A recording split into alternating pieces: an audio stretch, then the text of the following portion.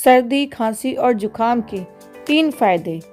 तो hello friends, आज मैं हूं सपना और मैं लाती हूं आपके लिए नई नई कहानियां। तो आज की कहानी है महाराज की खांसी के 3 फायदे।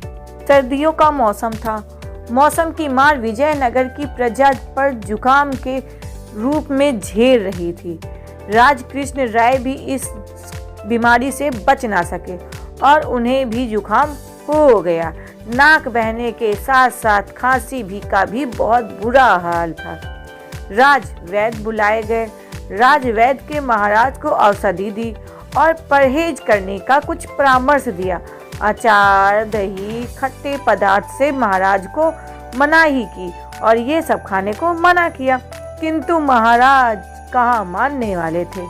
उन्होंने सारी चीजें खाना जारी रखा और वैद्य की बात बिल्कुल नहीं मानी।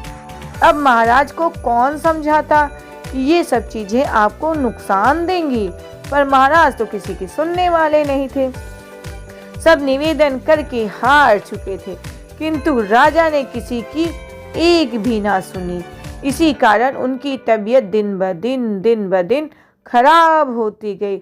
हार कर राजवैद्य और दरबारी मंत्री को तेनालीराम के पास जाना पड़ा और उन्होंने कहा कि कोई समस्या निकालते हुए बताइए कि महाराज को किस तरह समझाया जाए कि ये सब चीज़ें आपके लिए नुकसानदेह हैं। आपको ठंडी, खट्टी या जो भी चीज़ें मना की गई हैं वो आप ना खाइए। तेनालीराम शाम को महाराज के पास पहुँचे और उन्होंने एक वैद्य देते हुए बोला, महाराज, आपकी जुकाम और खांसी ठीक करने के लिए मैं एक औषधि लेकर आया हूँ। इस औषधि के साथ आपको परहेज करने की कोई आवश्यकता नहीं है। आप चाहे जो हो खा सकते हैं। अरे वाह, क्या इसके साथ मैं अचार, दही, खट्टी चीजें भी खा सकता हूँ? महाराज पूछे और बहुत उत्सुकता से पूछने लगे। जी महाराज, तेनालीराम बोले। महाराज बहुत प्रसन्न हुए और उस दिन के बाद और भी ज्यादा अचार, दही और खट्टी चीजें खाने लगे। फलस्वरूप उनका स्वास्थ्य और भी खराब होने लगा।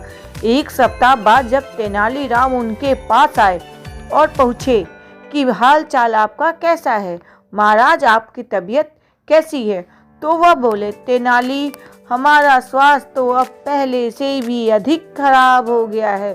जुकाम तो ज्यों का त्यों है, खांसी भी बनी हुई है। कोई बात नहीं महाराज, आप वह वैद्य की दवा खाते रहिए, इससे आपको 3 लाभ होंगे। तेनालीराम बोले। कौन से? महाराज बहुत चौंक से पूछे। पहला कि यह राजमहल में कभी चोरी नहीं होगी। दूसरा, कुत्ता आपको कभी तंग नहीं करेगा। और तीसरा, बूढ़ा होने का भी कभी आपको भय नहीं होगा। तेनालीराम ने उत्तर दिया, ये क्या बात हुई?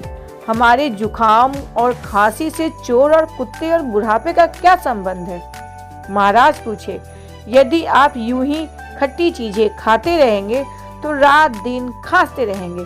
खांसी के कारण आपकी आवाज सुनकर चोर सोचेगा कि आप जाग रहे हैं और कभी चोरी का उद्देश्य से महाराज के घर में घुसने की कोशिश नहीं करेंगे और महल में शांति बनी रहेगी।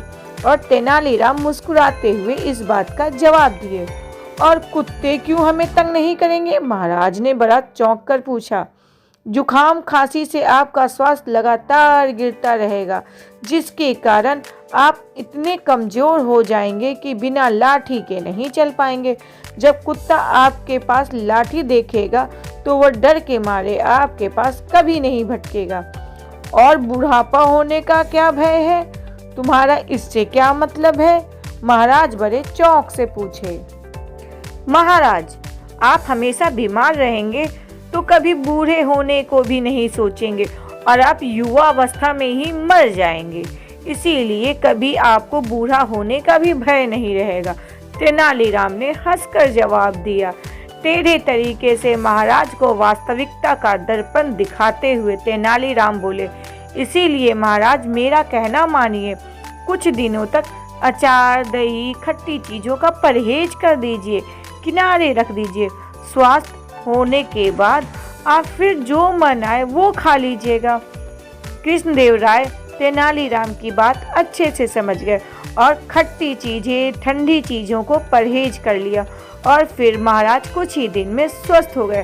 तो देखा, खट्टी चीज़ें खाने से कितना फ़ायदा होगा। आप कभी बूढ़े नहीं होगे, कुत्ते पीछे नहीं पड़ेंगे और आपको कभी बुढ़ापे का भी चिंता नहीं होगा, क्योंकि आप जवानी में ही लटक लोगे। तो क्यों, मज़ा आया ना।